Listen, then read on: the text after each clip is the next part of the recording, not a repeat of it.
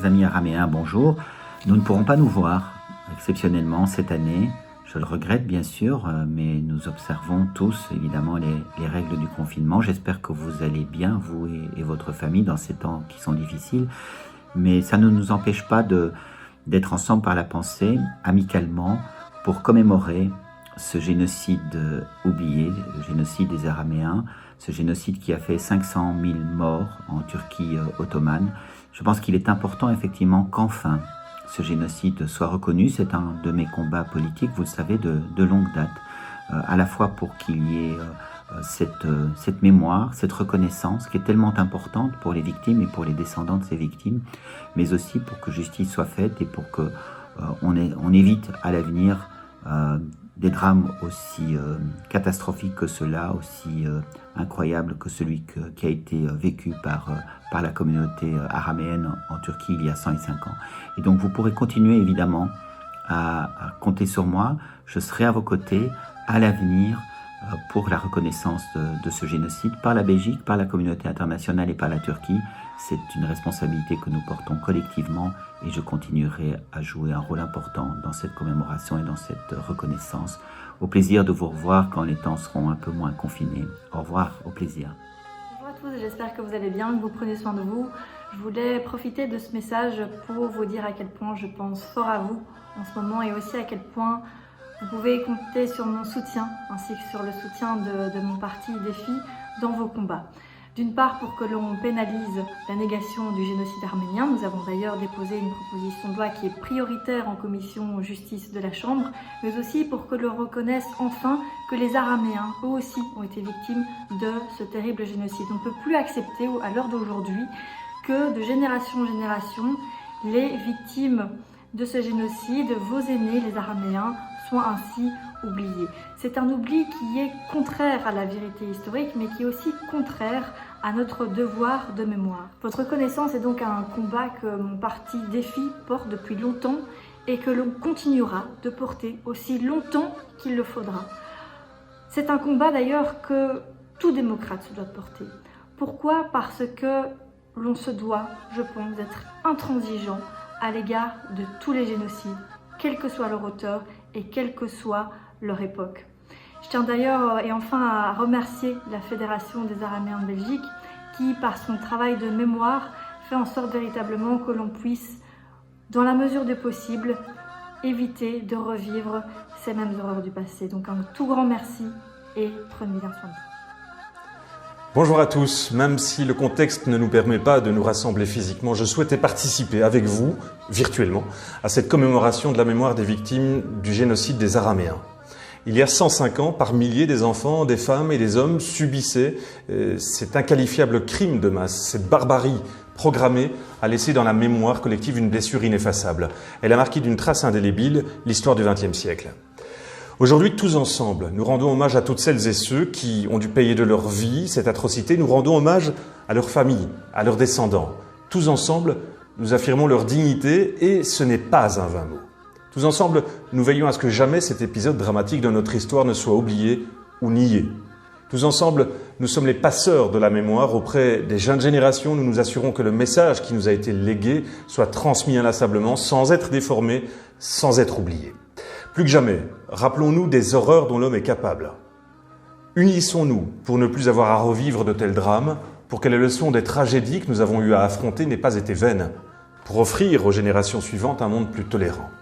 Soyez-en certains, à la Chambre des représentants, je continuerai, comme je le fais depuis plusieurs mois maintenant, à mener le combat pour que ces atrocités de 1915 ne soient jamais oubliées, pour que la mémoire de leurs victimes, de vos ancêtres, continue à être honorée et pour que personne ne puisse les nier. Nous aurons, je l'espère, l'occasion de nous rencontrer rapidement dès que le contexte le permettra. À très bientôt.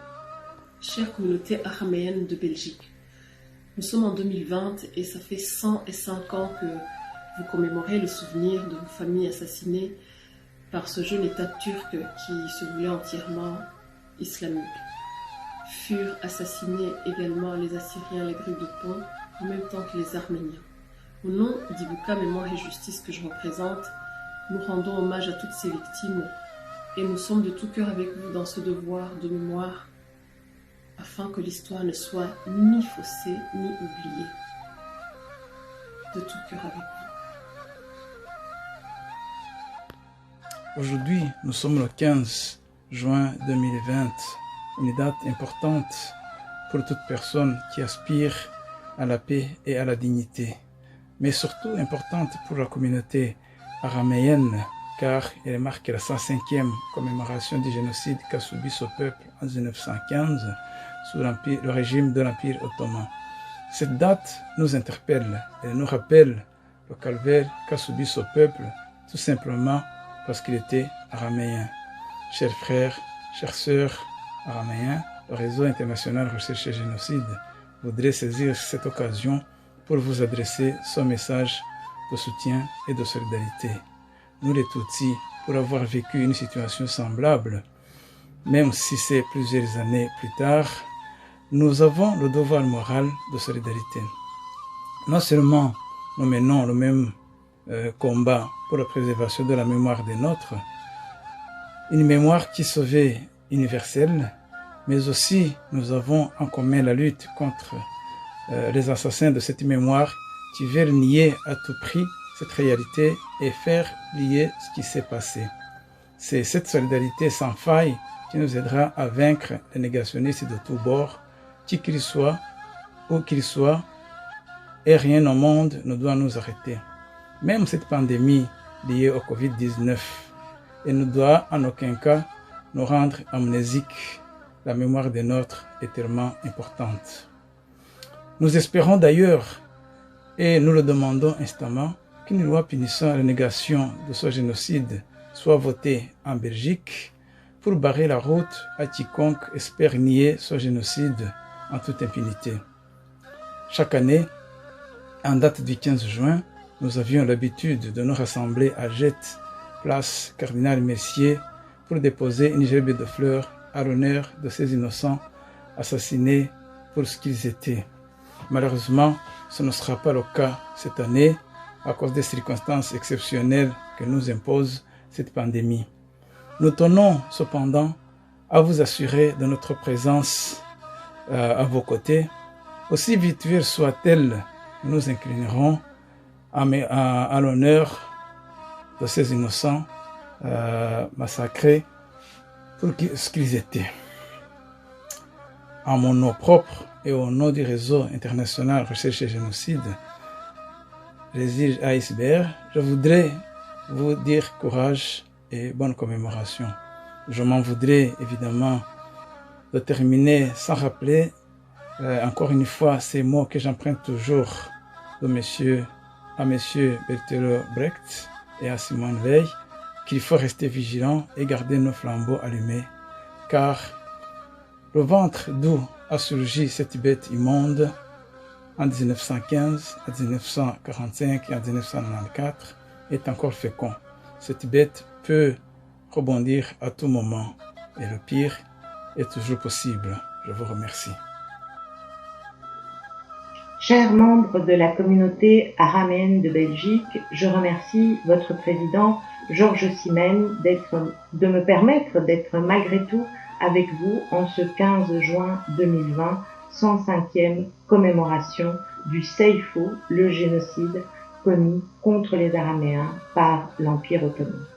Si ce jour est celui du souvenir, il est cependant essentiel que l'histoire de ce crime resté impuni serve à toute l'humanité. Au CCLJ, à notre mesure, nous avons fait depuis longtemps le pari de l'enseignement des crimes de génocide via notre programme La haine, je dis non.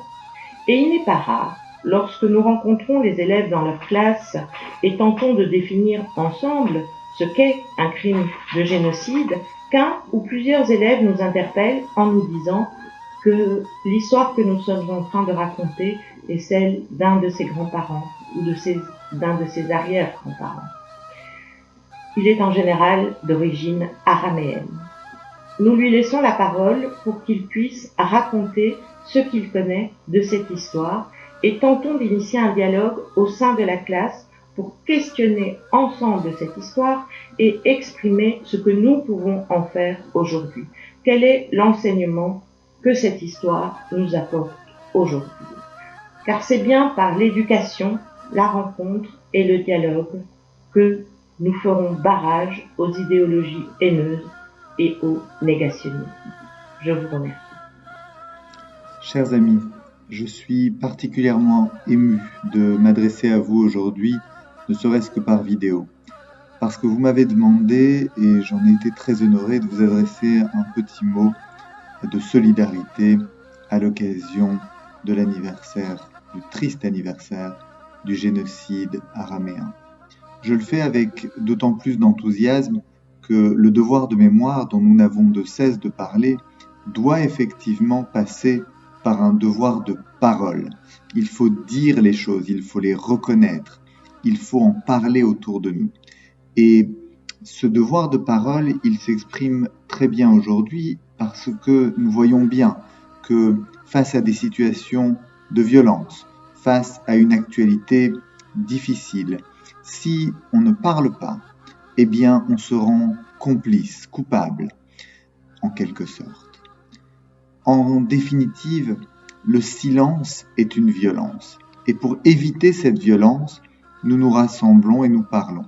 Alors aujourd'hui, c'est virtuellement, mais j'espère que très rapidement, nous pourrons le faire en personne, nous pourrons discuter, nous pourrons nous ouvrir et nous pourrons nous rassembler autour de notre devoir de mémoire et demain de notre devoir de parole. Chers amis, je suis Nicolas Tavitian, le président du Comité des Arméniens de Belgique. Aujourd'hui, comme les années précédentes, les Arméniens de ce pays se souviennent avec vous de la terrible catastrophe qui s'est abattue sur les Araméens assyriens dans l'Empire ottoman. Nous commémorons aujourd'hui le Sefo. Ce génocide a longtemps constitué une réalité gênante que le monde a voulu oublier. Plus encore que le génocide des Arméniens, le Sefo a été volontairement effacé de la conscience publique. Mais vous ne pouviez pas l'oublier. Il est dans la mémoire de vos familles. Nous savons combien l'oubli est nocif. Ce souvenir est impératif. Un événement comme le génocide de 1915 et des années qui ont suivi laisse des traces, un héritage toxique souvent insoupçonné. Seule la mémoire, l'éducation et la recherche permettent de comprendre cet héritage et d'en débarrasser le monde civilisé. Nous devons mener ce travail avec tous nos contemporains et en particulier en Belgique. Et il est bien triste que nous ne puissions pas le mener aussi avec les héritiers de l'État qui a commis ce crime en Turquie même. C'est cette cause, celle de la mémoire et de l'intelligence des peuples, que nous défendrons ensemble, Arméniens et Araméens assyriens. C'est pour cela que nous travaillons ensemble à faire en sorte que la loi belge ne permette pas la négation d'un génocide au prétexte qu'il est resté impuni. Et c'est pour cela que je vous invite à promouvoir ensemble l'éducation au génocide de 1915 dans les écoles de ce pays. C'est pour cela que nous sommes ensemble aujourd'hui et que nous continuerons à commémorer ensemble dans les années qui viennent. Je vous remercie. ما فكرنا ولقطوعنا